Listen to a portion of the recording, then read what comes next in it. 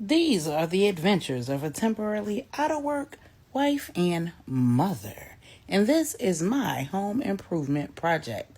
I am doing a bathroom makeover on my master bathroom and my kids' bathroom. And this is still day 6 because I let that paint dry and then I came back later and kept it going, baby. Oh, baby, your girl got her second win, okay? And this is the installation part of the day. Guess what I did? While this room was drying, I done already painted the kids' bathroom, baby. Well, actually, I started painting the kids' bathroom. Like I told you, I started painting it with that same white that I used in the master bathroom.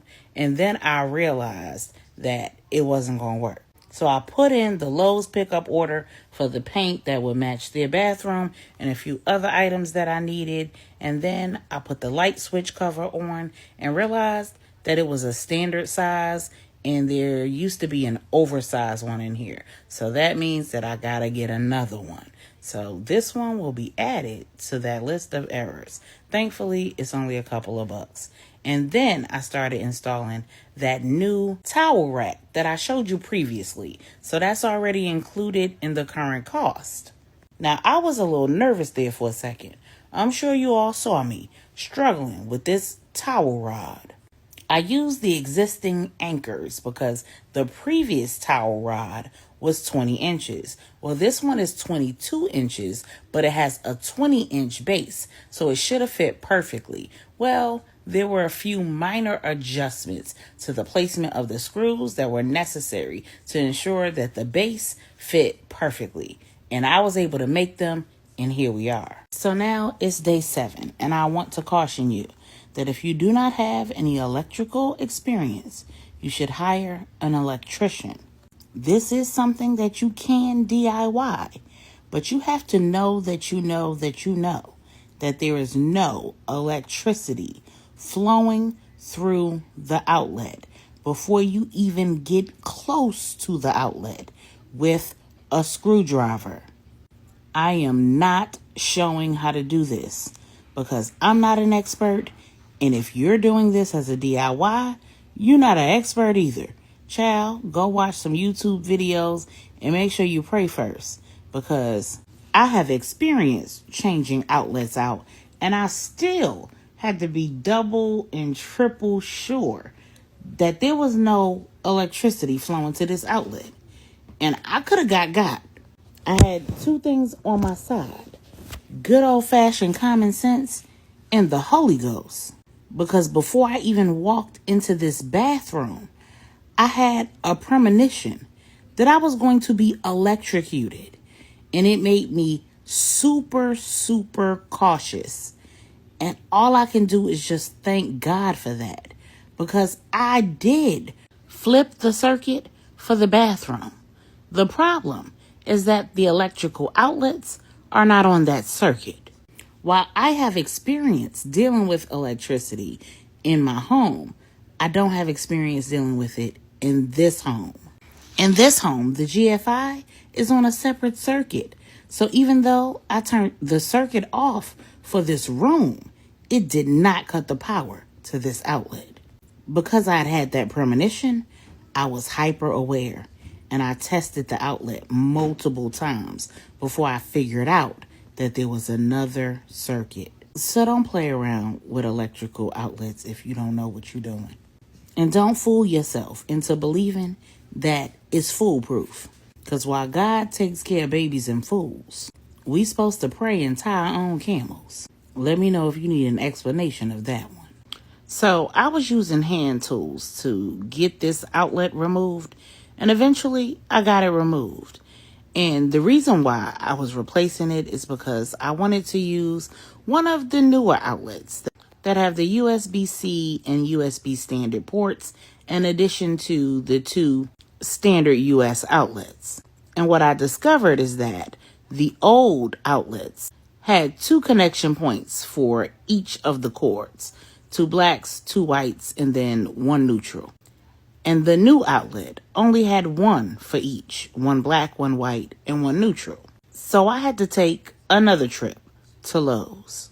And since I'd purchased one of the new outlets for the kids' bathroom and for the powder room downstairs, I figured that it was time to upgrade my tools. I have an electronic driver, but guess what? I can't plug it into an outlet and use it in here because I have the circuit to the GFI turned off. So it was time to get a cordless drill. Now my husband has one, but it is a work drill, so it's not always accessible to me. And that was not initially a part of the plan, but doing this successfully was not going to happen using hand tools because I struggled just to get the original one off.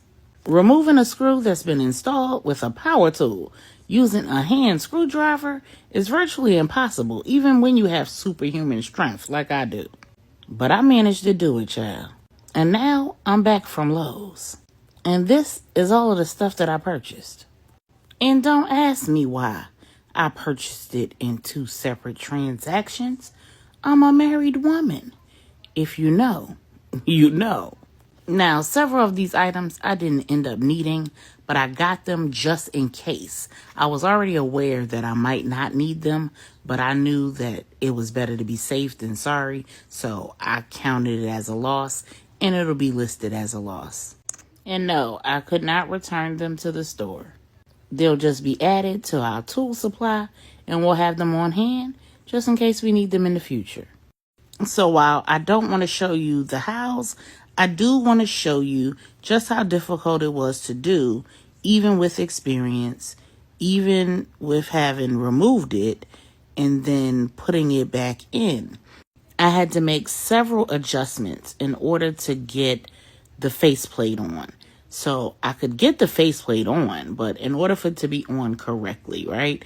For it to not be crooked, for it to be flush, for it to be properly aligned, I had to adjust the screw placement because each piece is installed separately. It's very easy to have the outlet itself installed too close to the wall and then the faceplate not fit appropriately.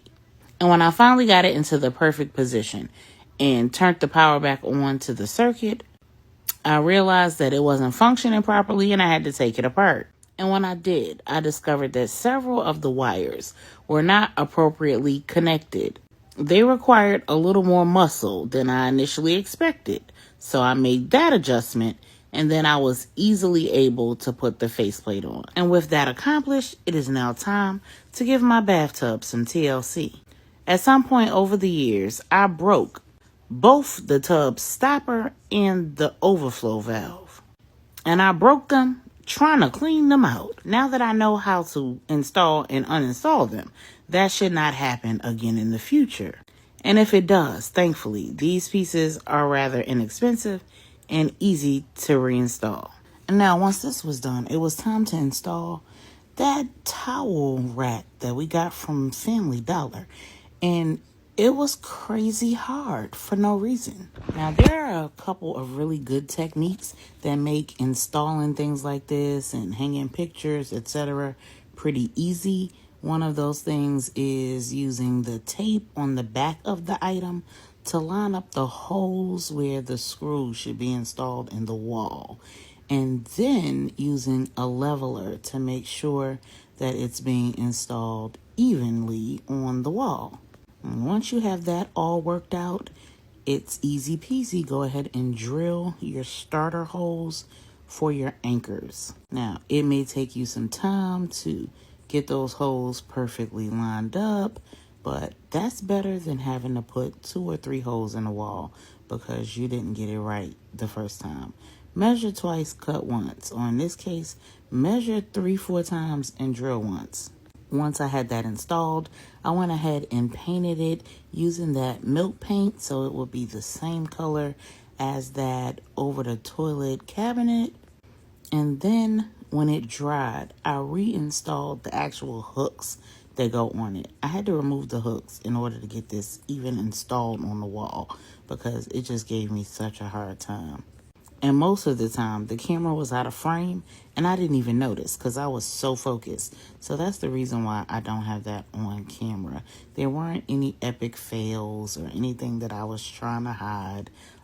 If there were any, I would have certainly left them in there and told you what I learned, but there weren't any. And this is what it looks like in the end. For some reason, I didn't capture me installing the one washcloth hooks. I don't know how that came to be, but I installed 3 of them. I prefer to hang all pictures using screws and not those little nails. They don't typically work out for me. This picture came from the Family Dollar as well, and once it was hung, I immediately went to hang up the 2 scriptures and the one saying above the tub. I created the pictures using Poster My Wall and had them printed at Walgreens, and it was less than 20 bucks. So I'm just going to round up because I can't find the receipt. I also got the frames from Walgreens, and they were buy one, get one, 40% off. Now, because I did not hang the middle photo exactly in the middle of the wall, I did have to measure on both sides of the photo frame. And I hung it skewed to the left so that I would have room for the corner organizer. And this is how that turned out. Now it's time to add the trim right above the tub. Remember I said that I wasn't concerned about the big gap filler not necessarily looking good because I already had a plan for it? Well, this was the plan. And I got my noonie to help me out. She helped me with measuring and cutting, and then she used a Sharpie to fill in the white parts where I made the cut, and that was showing on the top. So each of my babies who still live at home had a small hand in my home improvement project. Thank you, babies. And now it is time to put together that corner organizer. And this is what the tub looked like when it was all finished. The towels are the only things in the video that I hadn't posted the price for yet, and here that is.